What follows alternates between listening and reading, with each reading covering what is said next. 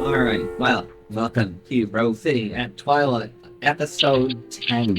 You have all just left Doctor Mayrina Marnie. Where were you heading from here? Betsy, you filled out your report back. Or you got a handwritten version. I think we were in the middle of saving Tabitha. I think you were going to the motel. That's probably an even better idea. So we're going to say that y'all are at the motel. Okay. I can just hire somebody to go put this in a mail slot for me. Oh yeah, absolutely. Couriers are a thing. Can I use my correspondence to see what is inside those letters without opening them? Yes. WTD has a super fine zoom in camera that can actually look through the holes of the paper and see the paper underneath. It's like an x-ray thing, but cooler. That is certainly the kind of thing that John would imagine WTD has. Just kidding. I will click on the walkie. I'm gonna need eyes. Eyes on what? Betsy's not close by, right? I mean, you're in the same motel room, so... I can go take a shit.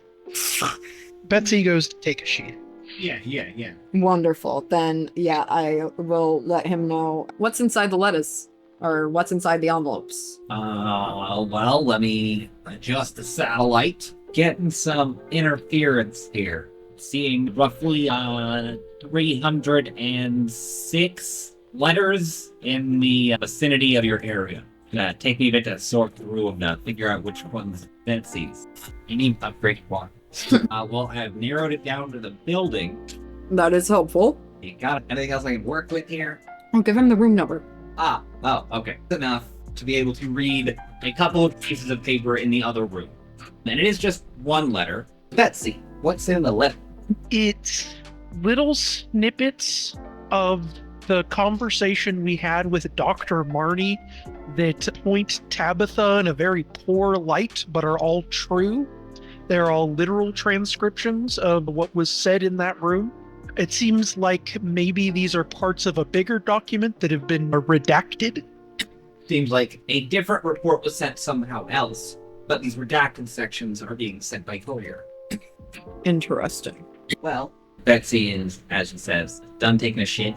The courier arrives to take the letter. Fantastic.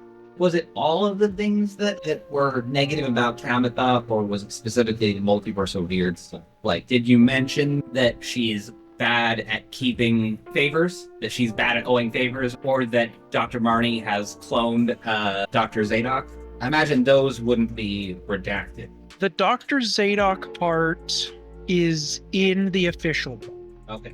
The stuff about Tabitha being an ED and about Dr. Marnie having issues with Tabitha, sort of unrelated to being an EDE, those are in the paperwork. This is half like just a bitchy gossip. I want Veronica to know somebody else also hates. That's the real point of this document, is other people also hate Tabitha. Just a standard report.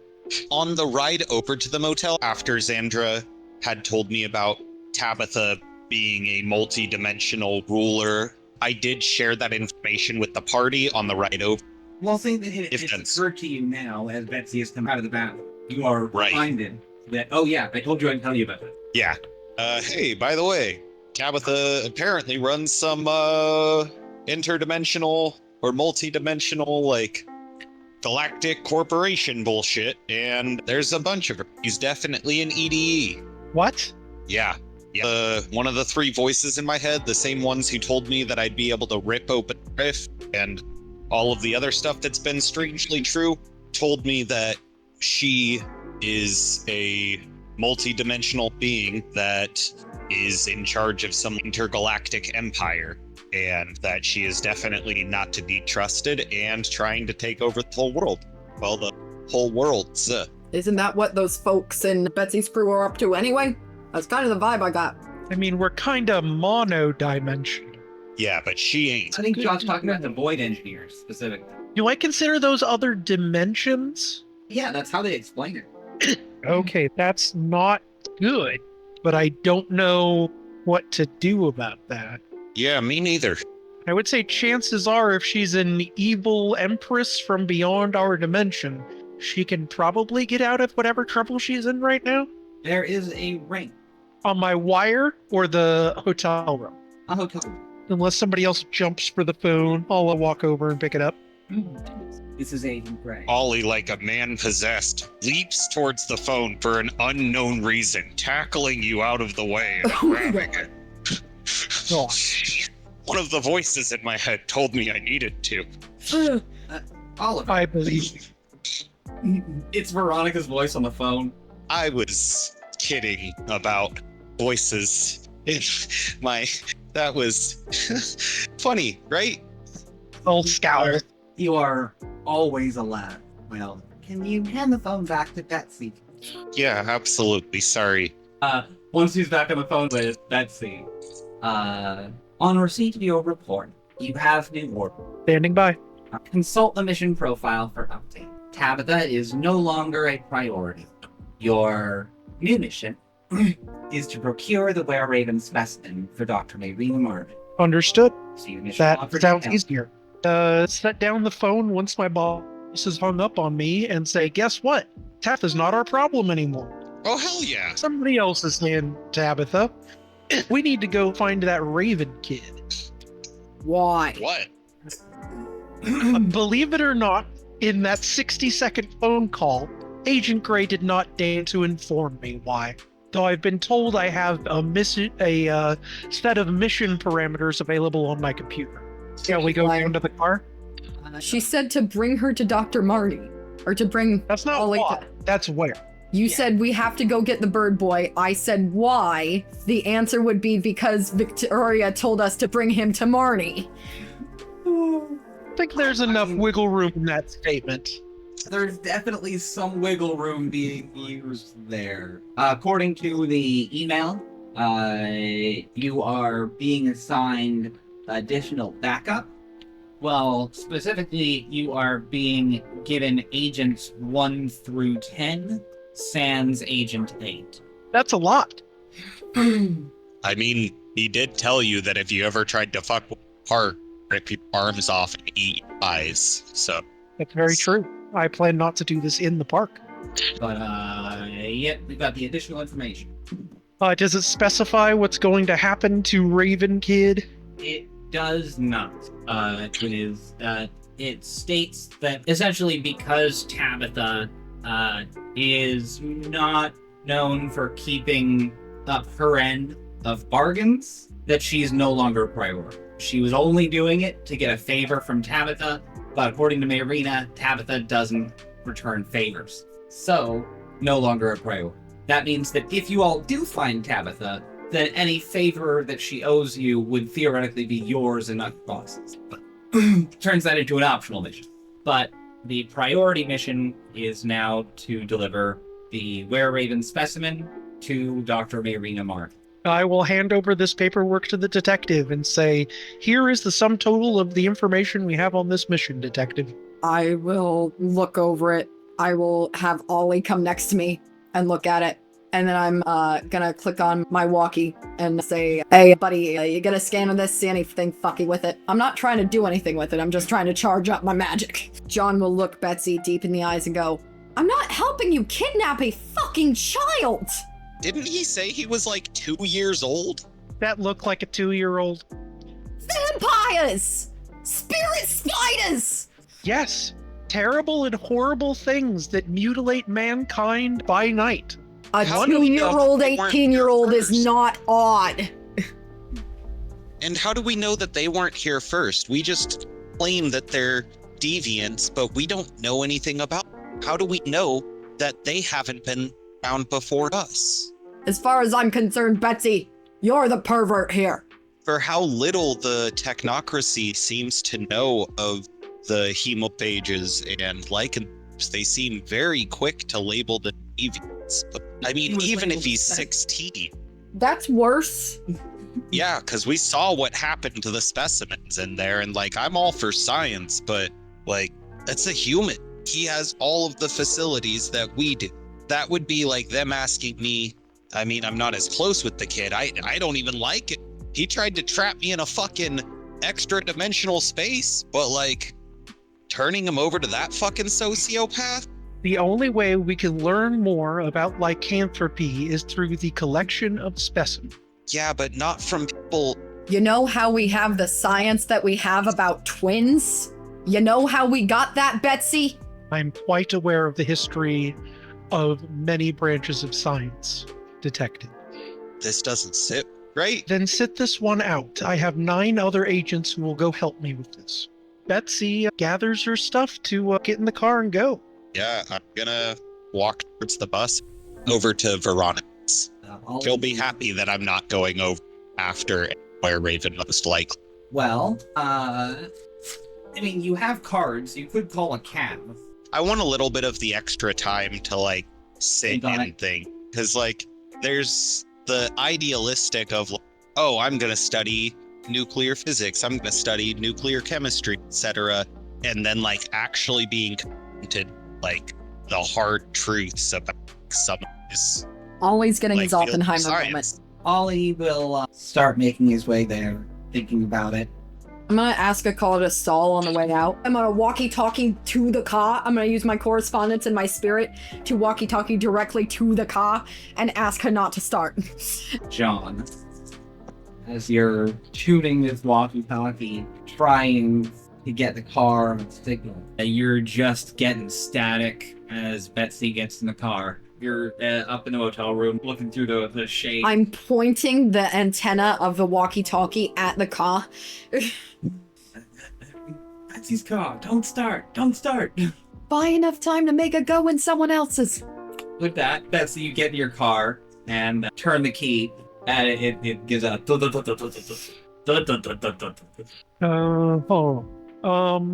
I make a check of some sort to think if I know what's wrong with my car?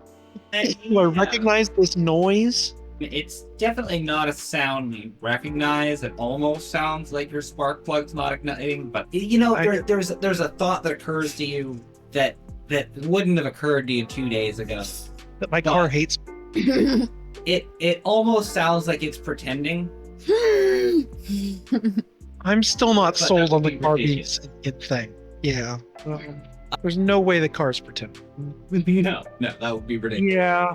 I'll get out of the car and open the hood like somebody who thinks they're going to see something and fix it instantly, but knows they know next to nothing about cars. Start sparking Betsy's car! Little puff of steam. It's just not hearing you. You unscrew a cap or two, check fluid levels, everything seems to be fine. I'll go try the key one more time. With almost a grumble, it thrums to life. No! I pat the hood appreciatively, closing it, and say, "We'll get you some premium, kid." Yeah. And call my agents to discuss the plan. I'm walking, like, just thinking, like, maybe swinging by and giving TB and some people. Betsy's still my friend. I'm conflicted. I think Ollie would just go home in this case, because, yeah, never mind. You conflicted. Betsy is traveling, and Ollie is traveling. John is at the Motel 69. Have I transported any of my frozen dinners here? No, but you checked the freezer, and there are some. Wonderful. I'm gonna go heat up a frozen dinner. You note that there are only the kinds that you buy in the freezer. I fucking hate her. But so thoughtful. She provided your favorite food. John is realizing more and more with every second that Betsy is not his friend. She's your boss. No, she isn't! According to the really- that talked to me, she is. Yep. I do not work for the Technocracy, and I do not work for you! See how that ends up. No, my bills mysteriously get lost in the mail every month, and it's their fault. I've been writing on this for 6 years. Yes, we definitely haven't been paying your bills behind the scenes, Detective. Don't worry about it. Definitely. Except for the cable bill. Except for the cable bill. John actually makes sure to call them every month and complain for long enough that they're like, yeah. And at this point, they know it's going to happen, and they're like more than happy to do it. But they also know that, like, from the interaction, that John just kind of needs a little bit of that interaction. So they just like needs still someone to do talk the whole to. song and dance. Yeah. And he's very kind, but he's just like persistent, you know? Oh, yeah. He's like, these new taxes are outrageous, and I just don't feel I really should have to pay them.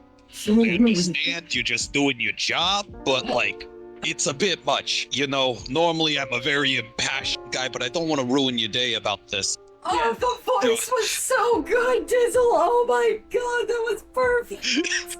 I was fucking dying. Oh my god. Oh. Well, Oliver, you get to the tower, go up to the penthouse, and it is quiet. You can tell by the quality of the light that Ancient Grey is not here. There's no smoke hanging in the air. It smells of stale cigarettes, but it is as pristine as she always has. I guess just light up a doobie. I'm sure I have the little hope chemistry kit. Start something I can work on, make no juice and smoke bombs.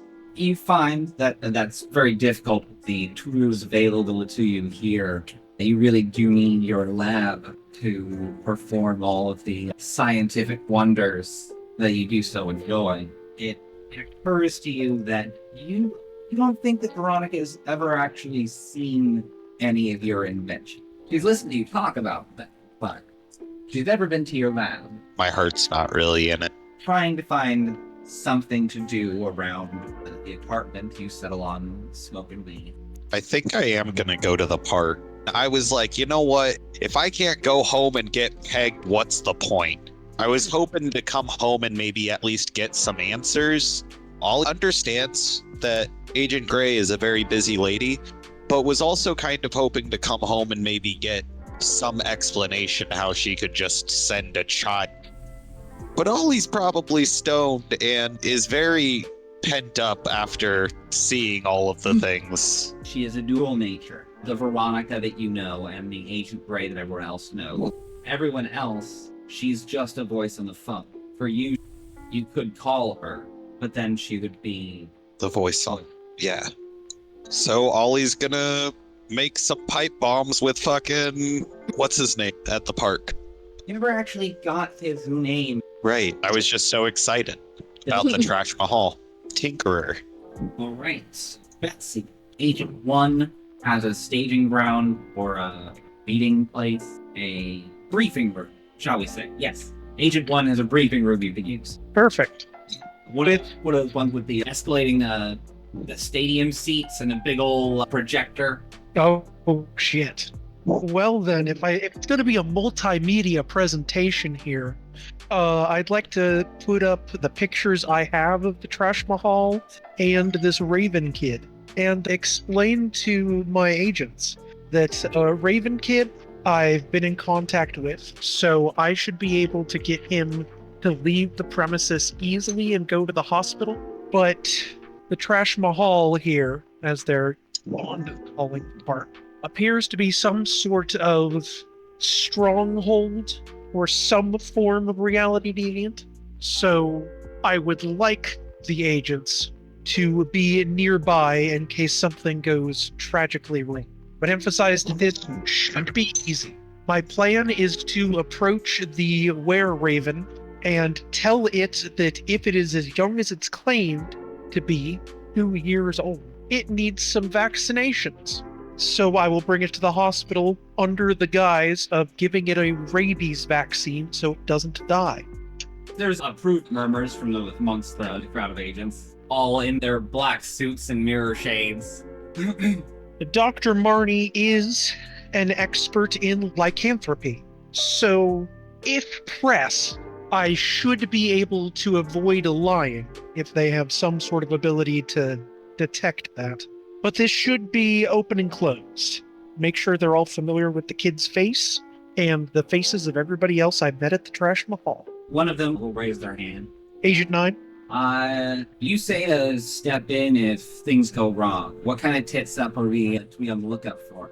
Well, if we are directly attacked, That's probably a good sign, but I have a wire, so I will keep you on the line. I will say red 3 times if I need you to advance. That will be the code phrase.